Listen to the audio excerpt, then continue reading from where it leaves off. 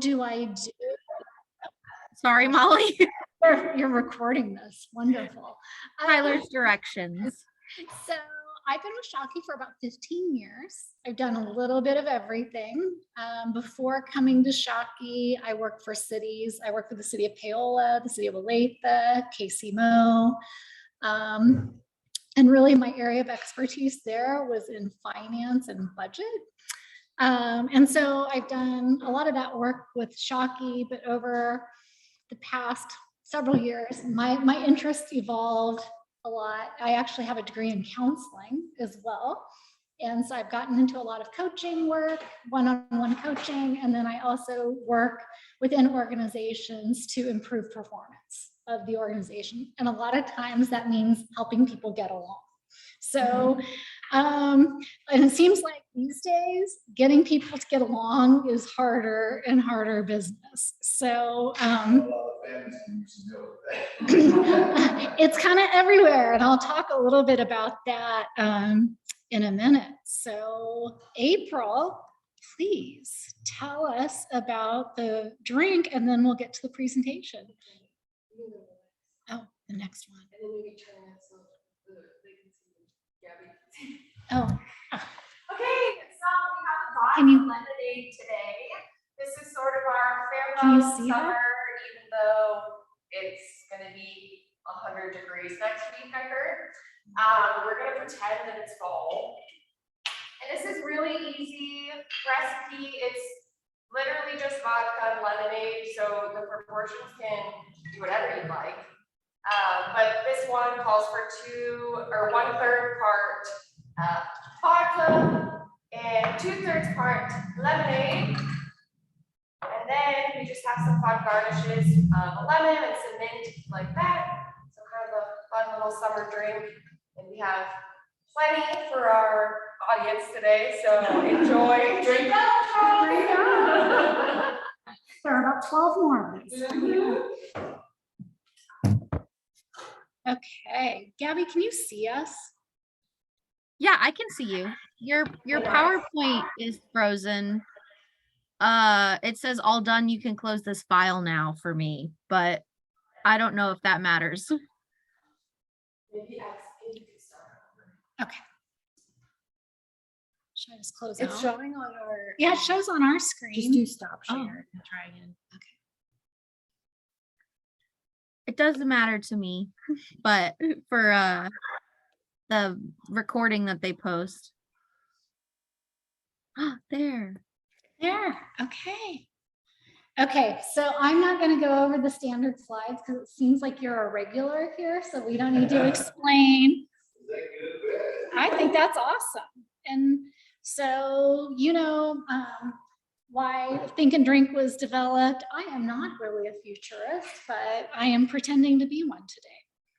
So what I'm going to talk about is creating connections in the new world of work. And the pandemic really changed how we work or how we think about work. Interestingly, from a Shockey standpoint, Shockey was a virtual workplace when I started in 2007, because the office was Sheila's dining room table, and there were meetings around it every once in a while, but otherwise everybody that worked here was virtual, and that was kind of unheard of at the time.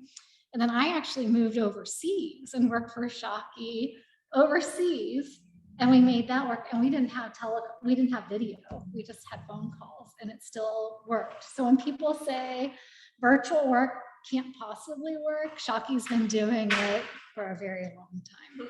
So what I want to do before talking about really how to make the connections at work is just some things that are kind of happening in the bigger picture of the world that come into work. Because as you know, people don't just be, have you guys seen the TV show Severance? Is it Severance? Where you go to work and you forget about everything that's happening outside of work, and then when you leave work. I've heard of it. Okay. I haven't watched it, but yeah, I'm glad you mentioned it though. Yeah. I didn't see it. Okay, that is not how our lives are, right? We walk in with stuff from home and we take stuff from work home with us. So the things that are happening in the bigger world affect how people feel at work. So something that is going on in the wider world is just polarization. Cultural, political, geographic, I just picked a few, you know, the small topics. And just kind of to illustrate it, how people think about others or the otherness that we have kind of created in the world. In the US, people believe that there are strong or very strong conflicts between people of different races. 71% of people think that there's strong conflict. In the bottom left is how the different political parties feel about the other ones, if they have an unfavorable feeling. So you can kind of see that over time, since 1994 to 2022, it's just been a steady increase. I dislike people who are not like me. Is there any data that helps us understand why? Yeah, I'll get to that a little bit. There is a little bit of why, of the why, and we'll talk about that in a second. And from a geographic perspective, since we're planners, we like to think about different communities. There's a big divide in urban and rural, and it's more rural feel like people in urban environments are much different from them. And so when you add all of these things up together, it creates a lot of us and them, right? So people come to work and people are also very freaked out about having conflict. And I'll talk about that in a second. So why is this? Part of it is we have our beliefs, and now we have technology that allows us to just hang around with the people who believe the same thing we do, right? So it used to be that before social media, people would get out and they'd be forced to mingle with people who were different. Now I can curate my group of friends. I can curate my news sources. I can block the people who are saying things I don't like, which then creates an echo chamber, right? I'm only hearing the things I want to hear. And all the research shows that people in echo chambers, their beliefs get stronger and stronger and stronger, and they become less and less tolerant of opposing points of view. There's also this thing called confirmation bias that, okay, I'm now only on the hunt for information that reinforces what I believe. So anything that anybody else says with a differing point of view, I might not even believe it. I will tune them out. So with the I think this contributes to the rise in the negative feelings about people, because it really creates an us, them. They are different, and for some reason, different is bad, rather than, well, I want to kind of figure out what they think. Because the other thing that I see, I also work as a counselor, a therapist, and mostly with people between the ages of 25 and 40. And something that I hear a lot of, terrified of conflict and confrontation. And there's become this notion that if we disagree, it's a conflict or it's a confrontation. We can't just have a conversation. Oh, you like this? You think this design is good? Well, I kind of prefer this one. We're not confronting, but people don't want to have those conversations because it feels threatening. So everybody's kind of staying in their own little camps. And so I think that that is something that people are experiencing a great deal of. So one of the things, some of the things that I read reinforces the idea that if I keep hearing it, whether it's right or wrong, if I keep hearing it over and over and over, at some point you convert to, well, I've heard it so many times, maybe it's right, and what I'm thinking is wrong. And this, I can't remember what this article was, but it talked about rather than people getting their data or their information from different sources, they get it from one source. And that's just not necessarily news. It happens in all disciplines. I've seen it even in engineering. You get some engineers that just have one way of doing it, this is the way they do it. When I got to my former start at JCW, the IT guy did DOS. So These guys are like, what's DOS? right, dinosaur, right? And he just refused to accept that we were gonna be converting over, the technology was gonna improve. And he just really became obsolete. Yeah. I mean, just clearly to a point where he was no longer able to do IT work. Yeah. Unfortunately, they found something else for him to do, like go pick up sodas from Walmart. But I mean, when he first started, he was at the top of the food chain. He understood the DOS programs, and as that faded and the newer technology came in, he wouldn't keep up with it. He just didn't. Right, and even in face of all of the facts that this is going away, which this would be a whole other great think and drink conversation of how to change people's minds. Facts are not going to do it. Well, didn't you, this is a quick sidetrack, but you had mentioned back at that KWE conference, your big read thing, and I was gonna ask you a question about that later, but if that ties in, I don't really know much about it, but. Yeah, because you don't convince people with data. You convince people by connecting to something that's important to them. And that's probably not a piece of data. So that would be a whole other great topic. Well, I actually learned a little bit about that in my undergrad program with environmental studies.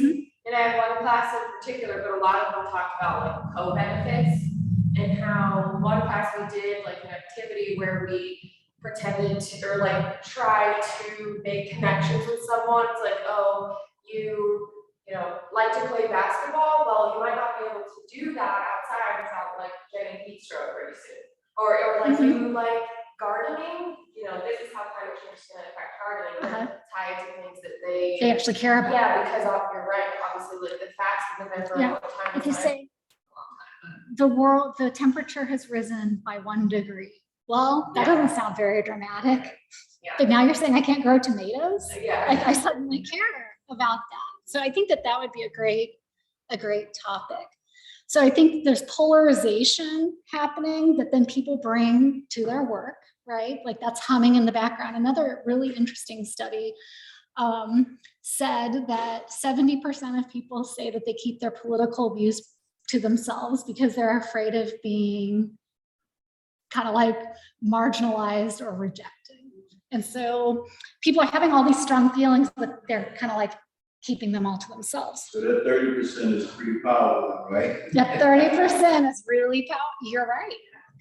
So then this is kind of like switching gears a little bit, but I think that there's also in the wider world, there are lots of loneliness and mental health issues. And this is important to really understand about what people are walking in the door with. For the first 9 months of the pandemic, people reported anxiety and depression at 6 times the rate they did in 2019. I can tell you that didn't go away, right? That people are more anxious and depressed in their personal lives than ever before. And yet, even though we've gotten in our echo chambers and we have this safe little group that we can share the beliefs that we all believe in, 52% of Americans say that they're lonely. That's amazing. And 47%, nearly half of people say that they don't have meaningful relationships. So people are coming to work feeling very down, right? So that's just something that's happening that also seems kind of crazy given how it seems how connected people are, but they really aren't. They're connected digitally, but they're not connected in person. In real life, right? So, you don't want to be saying, okay, so we're talking about polarization, loneliness, mental health. What does that really have to do with work in this topic? Well, if you think about it, really, work is one of the last frontiers for connecting with people that you did not choose, that may be different from you, and you have to collaborate with. Even if I find out what your views are, I'm stuck with you, right? And that is actually quite shocking to some people who have entered the workforce, because the newer people in the workforce, because they haven't had to do that before. right? Maybe a school project here and there. So really, work is where connections can be made. Employers are not responsible for alleviating the loneliness, the anxiety, the depression, the echo chamber, but it's actually an opportunity, right, to kind of make a difference. And then this is the one for those of you who have employees that's astounding. This is pre-pandemic. Gallup found that only 36% of people consider themselves actively engaged in their work. Like they are excited and they're kind of like doing the best they can. 16% of people said they're actively disengaged, right? And we've all heard about the quiet quitting, right? Well, these numbers, I checked to see if they'd run this. So what this tells us is there are a lot of people going to work stressed out and lonely, disengaged. And so it's a tough place. I mean, that's a tough starting point, right? And so I want to talk today about why connections are important and in your workplace.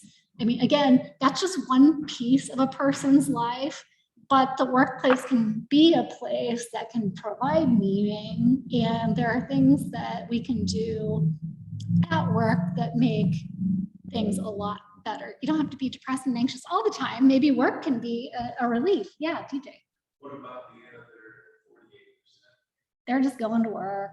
They're just kind of like coasting, doing their job. You know, like I don't love my job. I don't hate my job. Just kind of making it. Showing up neutral. Showing up. They show up. They do what they have to do. The actively disengaged are like running a second business while sitting in their cubicle. Yeah, those are those ones that come to work and 15 minutes after their work get coffee for 10 minutes, then they stop and see somebody for 20 minutes, and then they'll do a few emails for 15 minutes, and now it's lunchtime. That can be it too. So why do we care about making people happy? Well, first of all, humans are inherently social. We certainly don't act like it right now. You know, everybody's like, I don't want to go to the office. I don't want to have to interact with people. But we are made to be social. Maybe that's going to, I don't know if evolution is going to weed that out of us and we're going to be happy sitting at screens, but really people need to interact. Being around other people makes us healthier. And there is lots of research that shows your physical and mental health are greatly improved by having connections, like things like heart disease, stroke, are much higher in people who don't have good connections, right? So the higher cortisol, which means you're going to gain weight, and then you're probably going to be less active, which then you're probably going to get depressed because you're not active. And it's just this terrible, vicious cycle. Our brains seem to work better when we work together. You know, like not every project has to have a group, but there are lots of different ideas. And this is where the diversity of thought comes in. Like if I sit around and think about my own ideas, I'll probably think it's great, but I might have a much better idea once other people have given me some feedback. And so there's synergy. Do you guys all, can you think of a project where it like all comes together and it's a group and it feels so great and it's just something you can't quite have on your own? Yeah, no, I don't have any one of those. And this is my favorite of this. When we're around people who drive us crazy, we grow, right? Because they're driving us crazy because something that they're doing does not align with the way we do it, right? And so a person can be like, I don't want to do it that way. Not the DOS guy, right? He did not want to change, and he apparently just dug in. But a lot of times, like we get nudged, right, by the people that were around that, oh, maybe I will do that. Maybe I'll try that. And so we grow. And if we grow, then we tend to be more satisfied, right? Sitting with status quo. We always say, oh, when it all calms down, it's going to be great. And it is. But then it's like, so what's next? Can that be the same thing as people who get on your nerves? You know what? I think actually people who get on your nerves, it's always kind of interesting if you kind of step back and think, why does that person get on my nerves? Like, oh, is it because they're probably doing something that's different than the way you would do it? Or I found this, they could be doing something very similar to the way you do it. And a person in grad school, hope you're not watching, drove me absolutely bananas. I think the feeling was absolutely mutual, just really kind of avoided each other. We were identical on a personality profile. And I was like, oh my gosh, if I'm like her, I can't believe I have friends. So it is kind of interesting, you know, to step back and think, why is this person bothering me so much? And sometimes, I know people who have bothered me are greater risk takers than I am. They kind of freak me out a little bit. So like, they're kind of like, okay, I don't really know if because I'm uncomfortable because I am not like them, you know? So I think that can look for opportunities to grow.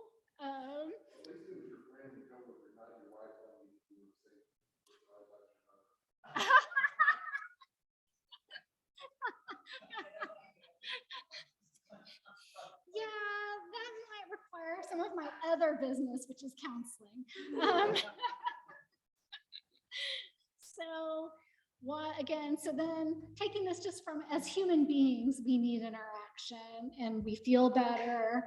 At work, it affects how work gets done and what the workplace is like. So when we have close relationships at work, it affects our behavior. Especially, I said in positive ways, it can go in a negative way, you know, like the toxic group that can take the whole place down. But if you have good, positive relationships, those can carry the day in your organization, right? You can kind of like ignore some of the more toxic things. People who feel secure at work, and you feel secure when you know you walk in the door and I'm not going to get attacked. It's going to be, I'm going to be respected. I do good work. People who feel that way are more trusting, cooperative, and stable. Right? And that's what you're looking for, right? You look forward to working with a person that you can count on to just roll with it, not a super reactive type. And when people are not feeling secure, they start getting anxious. That's where conspiracy theories start coming from, like the imagined things that are the boss is probably conspiring against us. And they just become less engaged. This is where I would guess that the people who are actively disengaged in the Gallup survey probably have a lot of suspicion about their employer. They probably don't have great relationships, or they don't feel like they belong, right? And so you guys all know this. When you trust people, it's a whole lot more fun working with them, and you get really good things done because everybody's working toward the same thing. When people don't trust each other, bad things happen. That hurts revenue. Projects don't get done. People quit. You know, that's one of the main reasons people quit is not, everybody says, well, I just had a better offer. Well, it's kind of because I'm leaving this place for a reason, right? So people who don't feel connected at work are more likely to leave. So how do we build a culture of trust, especially as we're working in this virtual world, right? Because now people do want to work at home and there is more virtual working. So how do we create an environment? First, we'll talk about environment. How do you create the environment to make people feel connected, even if they're not sitting next to each other? And then we'll talk a little bit about just some techniques that you can use. So the very first thing, and I think empathy may be the foundation of many things. It's the foundation of most relationships. And what that really means is to be empathic, like that means that you kind of you're trying to see where other people are coming from. And so it is listening. Listening to people means not just not talking, it means taking in what they are saying without trying to come up with your response. right? Just actively listen. What you are saying, I will hold my response until you are done. Think about the good listeners in your life. I bet you trust them, right? Can you think of anybody who's a great listener that you're like, I don't trust that person at all? Validate and do not problem solve. This is a tough one for me. I'm always like, you got a problem? Let's just tackle it. That's not the way it may seem like, well, I'm trying to help somebody. I'm trying to make them be in less pain, right? By helping them get rid of the problem. Really, the way to build empathy and trust is to hear them out and say, wow, that sounds really difficult. Do you want me to help with that? Oh, that sounds painful. To acknowledge what they are probably communicating some emotion. Sounds like you're really frustrated by that, right? How that feels very different. If you're just all worked up and someone says, you walk up, you lay out this big thing and they say, well, just do this and it's not a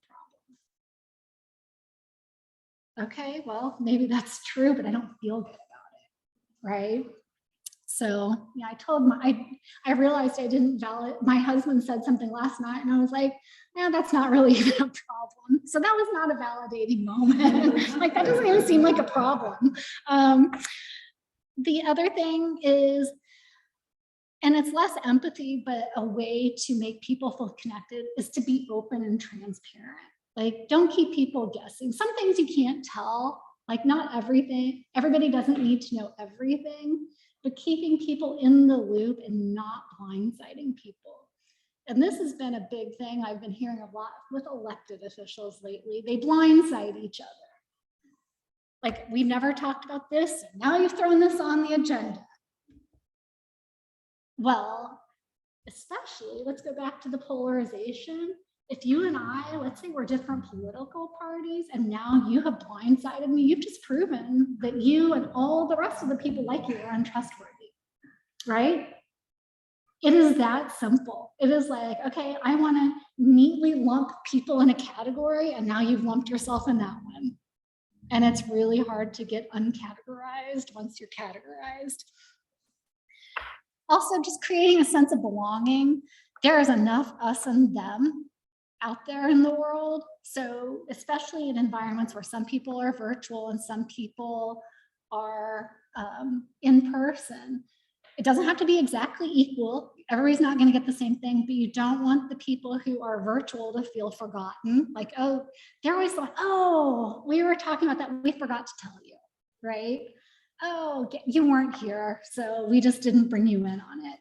So that shows a lot of trust to bring someone in, even immediately after meeting. Hey, we were at a meeting and this came up and I thought you would like to know, instead of them having to like discover it.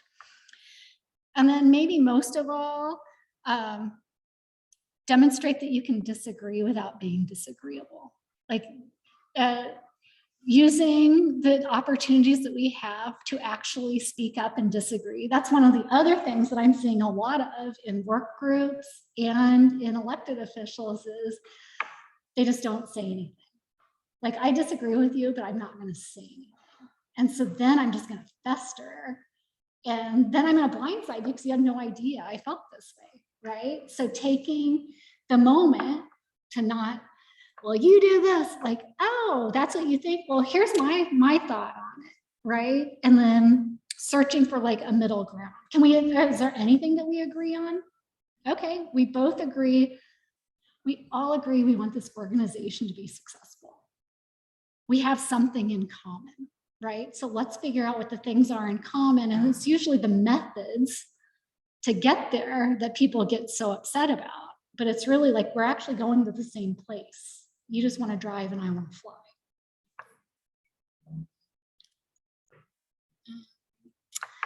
So in this virtual and hybrid world, there are some things that you can do to infuse the benefits of the in-person connection. Because I think we all know in-person connections have a different feel to them than a virtual connection. You can create ways to help people connect. something that I've seen a lot of organizations do is they build in time for the casual conversation, because we all know in real life meetings, it usually takes 5 minutes to get settled, right? Like people are coming in, sitting down, talking about the game last night or what coffee are you drinking.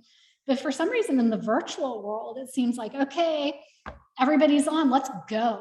And you just go and you end. And then you end it, you just like click people off, right? Yeah, Charles.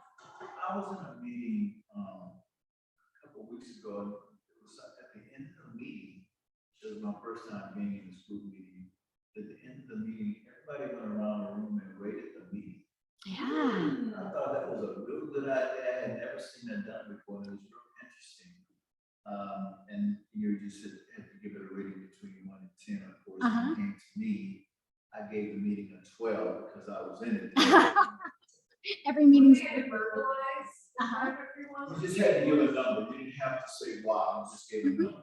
But you could give a reason why. I thought it was pretty creative. That is. Because, Well, I had never done that before. that is a way, I mean, that like, especially if that's an ongoing group and you know that's coming, like you want to make it as engaging as you can because it's going to have a rating at the end. It was really interesting. Yeah.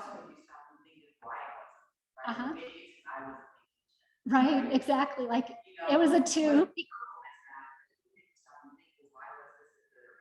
Right. Or like, well, I think that is like, I might actually like be like, oh, that meeting was, I don't think that was a great meeting. But then if somebody said, well, rate it, then I'd have to be a little more critical of my own thinking. Like, okay, well, how would I made it better? Okay, well, now I'm a little more generous than I might have been. Something that I have liked to do in meetings is ask people at the end, what was one thing that you got out of this meeting?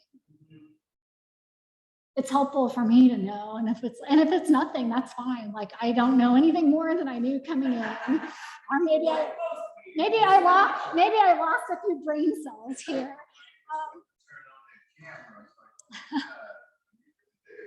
Right. I mean, I think actually that's a really good point. The camera, no camera, it's really hard to engage when you can't see each other. My staff has to turn the camera on. Do they? If they're on a meeting and I catch without the camera on, I'm like, why is your camera? Yeah. I mean, it's how. And last thing I forgot to turn on. Because I thought I was on the back, like, I meet myself like, yeah. But I think like not seeing each other like that as a facilitator, that's almost impossible. It's like, I don't know if people are cleaning a litter box or if they're paying attention, you know, like you don't get those cues that you get. So that should probably be on here. Turn the cameras on, encourage turning the cameras on. But I like the idea of inviting people to give feedback about the meeting. You know, some people are doing things like they plan as part of the agenda. First 10 minutes, we're just going to chat, or they reserve time at the end, because a lot of complaints that I hear from work groups is we don't ever have time to talk to each other. And this is where you can bridge a lot of the divides. Like you may like X political candidate, I may like this other one, but we both have a great Pyrenees dog and we're just gonna like bond over that. So I may think that your political views are ridiculous, but I like you because you like the same dog I have, right? Mm-hmm. That's where relationships are built, on the things like that. And so creating informal opportunities for people just to chat. And people can say, well, that's not very efficient. Relationships are not something that is measured by efficiency, right? You don't develop friends in the most efficient way possible. You know, so that's kind of water cooler talk, icebreakers, or just doing getting to know you kind of activities with every meeting, especially with people who are never going to see each other in person. You know, like everybody around here, well, maybe there's some new people. You haven't heard mine. I always love asking, what's your everybody name what's your special talent, right? I have learned so much. There's so many like musicians out there. Lots of people make beer and whiskey. I can ride a unicycle, and I found at Water One, 2 people in one group could ride a unicycle. So we talked about a parade, just fun icebreakers that get to know people beyond their title at work or what you need from them, right? That goes a long way. Doing team building exercises where people have to work together. I love like things that are like problem solving that are fun, that you get people who don't ordinarily have to work together. And then some places just have breakout rooms just for the sole purpose of chatting. You can go hang out, right? And in some cultures, work cultures, that's more embraced than others. Like for some, it's like, I'm never gonna go hang out in the chat room. I'd kind of be curious what's going on why. Is that because my productivity, I have to be productive all the time? Productivity is really important. But again, relationships are not efficient. So you kind of have to remember that. And so one final thought is, I heard someone talking about this, about how it used to be that technology was the tool that we use to get things done, right? So we looked at email as a tool, texting as a tool. Now that's just kind of like where we live. That is our place. And thinking about getting together as a tool. And there may be times that the best tool to be used is in person, right? And to think of it that it's not like, nope, you all just have to come because I said so. It is because there is a reason what we are doing can be accomplished successfully by being in person in a way. And I think communicating it to people rather than like it's mandatory, you have to show up in person, like very thoughtfully, we're using this together as a tool to solve the problem, because by being apart, there are some limitations. And so sometimes in person is the best tool. And so just keeping that in mind. So those are some creating connections. Yeah. Where my sister works, they now they're having a hard time getting people back because they have offices all over the country, and some people who are hired, they work remote, so it's not fair because I'm here. So they have community days, and then where you're required to go in, but they make it fun. Like they have pancakes for breakfast or a food truck that, so it's not just coming in just to work. Right. But then there is a fun natural element to it as well. Well, and the thing is, like, it's not just, it's like, again, like, oh, it's just this fun. Some people be like, this costs this much money and took this many hours. People that ate pancakes together are going to be more efficient, later working on a project. And so it's actually an investment, like those personal times, letting people hang out in chat rooms, spending 10 minutes on the agenda, talking about your pet lizard. Those are the things that improve productivity on the other end, because people actually care. I can't remember exactly that we may have covered this in the game, but we have 2 kids who started working. And they just can't imagine that we used to do in the office every day. Yeah. They're like, how did you do that? It's so exhausting. And I thought, well, I don't know if they're ever going to get used to that. Well, and I kind of talked a little bit about how people now in this world, you can just kind of like curate your own little group and stay in that group, and you never have to leave that group. Right. And that's very comfortable. And people that are newer to the workforce tend to have grown up texting more and less face-to-face communication.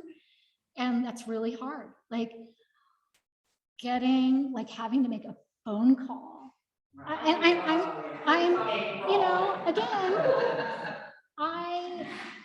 As my side gig is as a therapist, and I talk to lots of people that are new to the workforce, that the things that they are asked to do that, used to be standard are the things that provoke a ton of anxiety. They've never had to do it.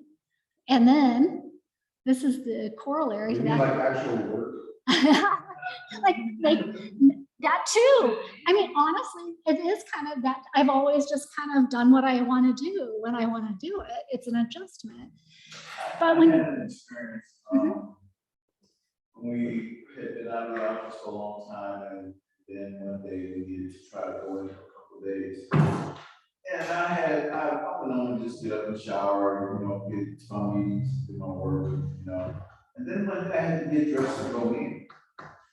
I'm like, wow, I gotta get up almost an hour early. And I got to put clothes on, I gotta go through traffic. I got to park, I got to think about making sure I'm driving safely. By the time I got to work, I was tired. Yeah. I was like, oh my God, I don't even know how I did this all these years, Oh. And I think that's a big thing. The texting thing is interesting. So when texting was, and I think really his humor, my children would be at dinner with children and friends. And I found out just recently, they would be talking at the table, texting each other at the table while we're all sitting there together, like, what is this? Yeah, it's true. Like, right, they weren't even verbalizing. And so then what I also hear is like, my boss wants me to make these phone calls and I don't want to do it. I'm anxious and I feel incompetent. Like, I am 26 years old and I don't know how to make a phone call. What kind of idiot am I? Right? And so anxiety just goes up. And so it's just really just an interesting thing. And so people who started work, like their very first jobs during the pandemic, have, like in some ways, that probably felt a lot more comfortable, right? Oh, I'm just texting, I'm on video, I don't have to leave the comfort of my own space. I don't have to get dressed and have people judge me, right? That's because everything's a judgment now. So anyway, those are some thoughts on connecting. Also, I thought about college today, kids that graduating. I got a son, he's graduated 7 years ago now, but I realized that you go through 4 or 5 years of school, and there's not a class on how you're supposed to handle yourself in the workplace. Yeah. And I find a lot of college students, when they come to the workplace, their expectation is very different. Yeah. Than what they The professors don't know how to operate the workplace in a lot of cases, so they don't convey that to kids. And I had that class in high school. That was, but in college, the professors are so far removed from the room, they wouldn't know how to teach you that in college. Yeah. Many have never actually worked in an office. And academia is a very different animal than. My apologies to the professors. No. You're good. So, any other questions, thoughts? There's one interesting thing we had. We had a developers meeting where we were chatting with developers. It used to be in person, and people really complained about it. When we went virtual, people started loving it. I think it was because that the people that were always doing young things and we didn't notice it. You just didn't see the weird faces people were making, or whatever. We get great ratings on those meetings now. Before the pandemic, when we were in person.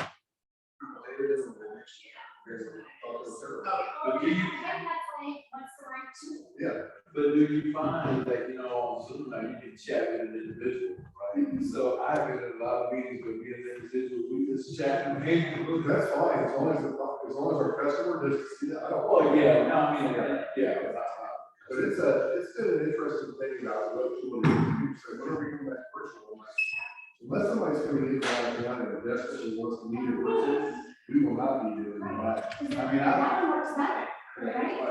I'll set lunch, I will buy you lunch and we'll have lunch delivered with you. It's Yeah, so sometimes it's the virtual And experience. it was shocking to us. People were like, we like this format better. Or bigger screens. And like, what changed? You're like, I don't really know. It seems better. Well, and sometimes, like for those kinds of meetings, just all about getting to it and like reducing all the friction to get there. Like, here I am, I can do this, I'm done. I think it's interesting. I'm only like 4 minutes from my office, so that the travel time thing is a big of a deal, but I did, you know, if you're on Zoom, you sit far enough away, they can tell if you shaved or not. That day, you know? It's like, I might have shaved a lot less during the pandemic, and now, in the morning, it's like, oh, I gotta shave too. Yeah, pro time is not a joke. You know, I really got this though, work environments have gotten so much more casual. Oh. Like, I've been in offices where people used to button down. Now you walk in and I'm jeans, it's like, hey. Oh, yeah, well, I mean, it's like, I was in an interview the other day, and I'm like, I wonder if I should wear a tie tonight. They are appropriate, you know, does anybody wear? Same here, right? Right? I don't know.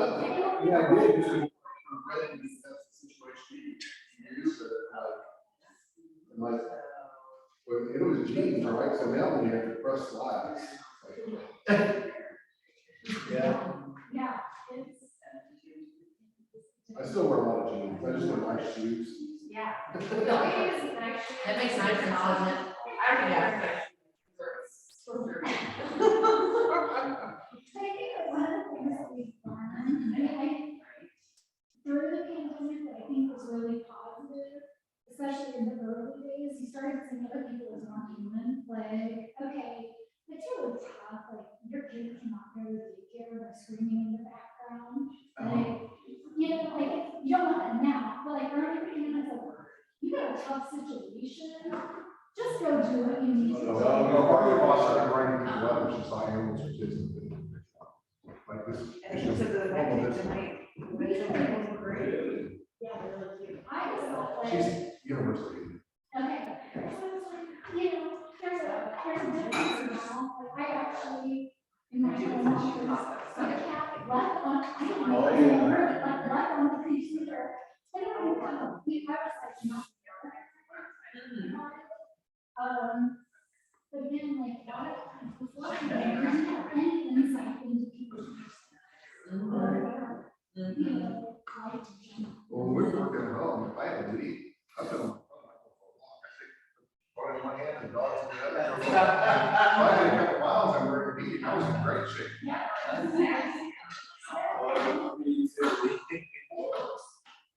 And I think there are real benefits for everything, it's just where. When people start feeling really disconnected from that, then you got more disengaged.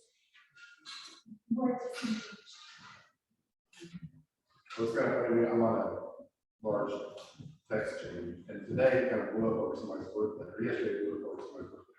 It's still blowing up today. It's like, I think this means that we all just need to get together, because we haven't been around each other for so long. We're interested in how many stupid birthday things we can say about this person. Right.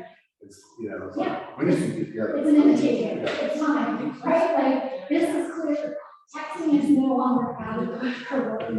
In a group of people where it's usually like one word, you know, or statements, one word for every 3 minutes. Thank you.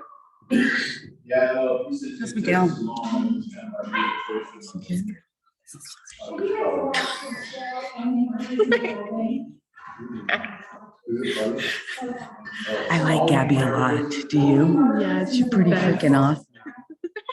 I'm just She makes me happy when I see her. mouse is super weird. I'm gonna miss talking to her every week. So I just might make her Zoom with me sometime for no reason. All right. Oh, I just finished Son of a Hitman. It was so good. Thank you. I like true crime podcasts.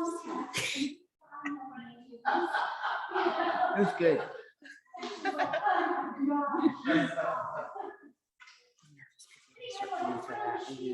Oh, very good.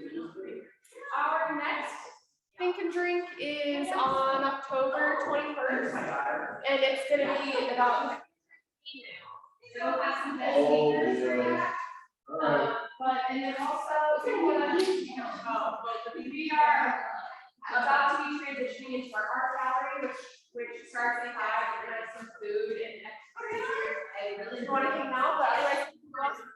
coming. I'm gonna end the PowerPoint. Well, my glasses Whose bad is this? Molly's. All right, Gabby. Bye. People are coming for the art gallery, so we're gonna, actually, it's just people that we know, but Yeah. we're gonna start getting set up for that. Hey, Jacob. Thanks for being on here and helping us with this. Thanks. Bye. Weekend. Bye.